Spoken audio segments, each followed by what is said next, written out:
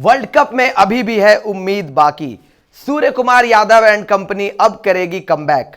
India का world cup वैसे दांव पर लगा हुआ है, लेकिन एक अभी भी ऐसा जरिया यहां पे बाकी है जिससे इंडियन टीम का कमबैक भी हो सकता है और जो सेमीफाइनल जाने के सपने हैं वो दोबारा से जिंदा हो सकते हैं। आखिरकार क्या है वो समीकरण जिसके जरिए इंडिया जो है यहां से सेमीफाइनल में अपना रास्ता तय कर सकता है, सब कुछ बात करेंगे इस वीडियो के अंदर, तो ऐसे में अंत तक बने रहिएगा हमारे साथ। नमस्कार दोस्तों, आप देख रहे हैं स्पोर्ट्स पंच और मैं हूं आपके साथ आकाश Pandey.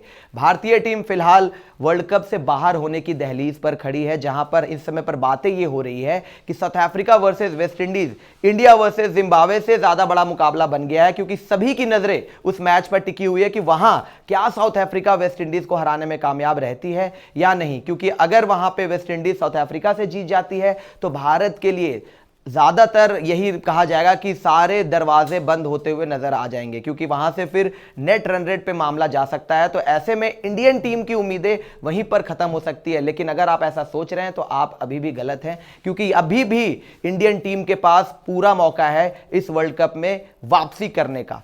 Net run rate calculation के हिसाब से हम आपको बताएंगे कि कैसे इंडियन टीम यहां से तगड़ा कमबैक कर सकती है। तो सबसे पहले आपको यह दिखा देते हैं कि इंडिया वर्सेस जिम्बाब्वे में क्या रह सकता है पूरा परमुटेशन कॉम्बिनेशन। पहले अगर इंडियन टीम बैटिंग करती है तो वहां पे क्या हो सकता है, और उसके बाद चेजिंग का भी आपको बताएंगे। रन्स के हिसाब से कितने ओवर्स में कितने टारगेट को चेज करना होगा। अगर आप सबसे पहले यह देखेंगे यहां पे, how big a margin does India need to win by. If India bat first, their primary focus should be on putting up a big total. If India scores around 190 to 200 runs, they will need to restrict Zimbabwe to about 110 to 120 runs. That means if India wins the match by 77 runs or more, their net run rate will move into the positive and reach plus 0.01। यानी कि यहां पे ये बताया जा रहा है कि अगर इंडिया पहले बैटिंग करती है तो मेन टारगेट होगा 200 रन बनाने का। ऑब्वियसली सबसे ज्यादा स्कोर भी करना होगा वहां पे। 200 क्या, आप तो 250 के लिए भी जाओ वहां पे उस गेम में, क्योंकि अगर आपने ऐसा किया और जिम्बाब्वे को 77 रनों के मार्जिन से अगर आपने हरा दिया, मतलब इंडिया 76 रनों से हारी थी, सो उससे एक रन के ज्यादा के अंतर से अगर जिम्बाब्वे को इंडिया ने हराया तो यहां पे प्लस 0.01 इंडिया का नेट रन रेट हो जाएगा। पॉइंट्स टेबल के हिसाब से भी आपको दिखा देंगे कि क्यों ऐसा होगा, क्योंकि इस टाइम पे अगर आप पॉइंट्स टेबल के हिसाब से भी देखेंगे तो आपको समझ में आ जाएगा कि इस टाइम पे इंडिया का जो पॉइंट्स टेबल है वो चल रहा है -3.80 का, और वहीं पर अगर आप देखेंगे साउथ अफ्रीका का तो प्लस 3.8 का है, जिम्बाब्वे का है प्लस 5.35 का। तो यहां पे होगा क्या कि इंडिया को अगर अपने नेट रन रेट को पॉजिटिव में लेकर जाना है तो जितने अंतर से इंडिया हारी थी उससे एक रन से ज्यादा अंतर से जिम्बाब्वे को हराना होगा। अच्छा, इसमें बड़ी चीज ये है कि जो जैसा मैंने आपको समझाया, एक रन का अंतर चाहिए पॉजिटिव में जाने के लिए, प्लस 0.01। अब अगर कहीं आपने 250 रन मार दिए और जिम्बाब्वे को लेट से 110-120 रन पे रोक लिया और आपका मार्जिन जो है वो कहीं बढ़ गया 130 रनों पे जाके, 135 रनों पे जाके, तो जितना एक्स्ट्रा मार्जिन आपका रहेगा उतना ही आपका नेट रन रेट और भी ज्यादा बूस्टअप होगा, पॉजिटिव में जाएगा। सो ऐसे में यहां पर एक मौका होगा इंडिया के पास नेट रन रेट को पॉजिटिव में लेकर आने का। वहां पर आपको फिर ये नहीं देखना होगा कि साउथ अफ्रीका वेस्ट इंडीज, हालांकि वो भी कैलकुलेशन देखने में इंटरेस्टिंग होगा कि अगर कहीं वेस्ट इंडीज जीतती है तो मार्जिन क्या रहने वाला है वेस्ट इंडीज का, उनका नेट रन रेट कितना कम होता है, क्योंकि कई बार क्लोज गेम्स में क्या हो जाता है कि आपका नेट रन रेट जो है वो कम भी होता है। अभी आप वेस्ट इंडीज का नेट रन रेट अगर आप देखेंगे पॉइंट्स टेबल में, सो प्लस 0.5 का है, मतलब 5 पॉइंट समथिंग का नेट रन रेट उनका चल रहा है, जो कि बड़ा ही अच्छा नेट रन रेट है यहां पे वेस्ट इंडीज की तरफ से। लेकिन अभी अगर साउथ अफ्रीका वेस्ट इंडीज का गेम होता है और वहां पे क्लोज मैच जाता है, क्लोज मार्जिन से वेस्ट इंडीज जीतती है, तो नेट रन रेट उनका भी कम आ सकता है। अभी पूरे इसके आसार बने हुए हैं।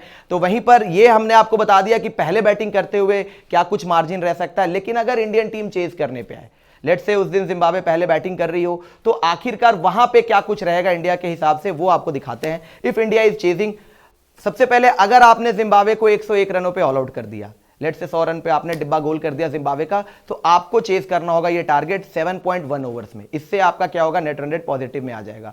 अगर 121 रन जिम्बाब्वे बनाती है तो आपको ये चेज करना होगा 8.4 ओवर्स में।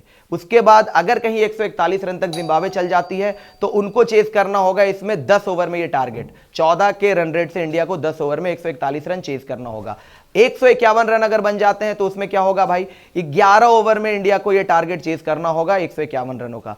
अगर आपने कहीं 161 रन पड़वा दिए तो 11.3 ओवर्स का एक टारगेट होगा, जहां पे इंडिया को इतने रनों को वहां पे पार करना होगा। और कहीं 181 रन, लेट से बहुत अच्छी बैटिंग कर जाती है जिम्बाब्वे और बहुत ही तगड़े अंदाज में 181 रन बना जाती है, आपकी बॉलिंग फेल हो जाती है उस दिन पे, सो बैटर्स के ऊपर प्रेशर होगा 12.4 ओवर्स में ये रन चेस करने के लिए। तो ऐसे में ये पूरा मामला हमने आपको समझाया है कि जहां पे 100 रन से लेकर 180 रनों के बीच में ये जो अंतर है, 20-20 रनों का जो गैप देकर हमने आपको समझाया है कि उस तरीके से एक आधा ओवर का ऊपर नीचे मामला रहेगा, लेकिन आपको इन्हीं ड्यूरेशंस के दौरान आपको इन टारगेट्स को चेज करना रहेगा। तो आपने ये देखा यहां पे कि अगर जिम्बाब्वे की टीम पहले बैटिंग करती है तो किस तरीके से समीकरण बदल रहा है, और अगर आप पहले बैटिंग करते हो तो किस तरीके से समीकरण बदल देता है। वैसे सही मायने में अगर हम आपको समझाएं तो इंडिया के लिए फायदा यही रहेगा कि आप पहले बैटिंग पे आओ, आप कोशिश करो बैटिंग करते हुए 230, 235, 250, अगर आपने इतने रन बना लिए,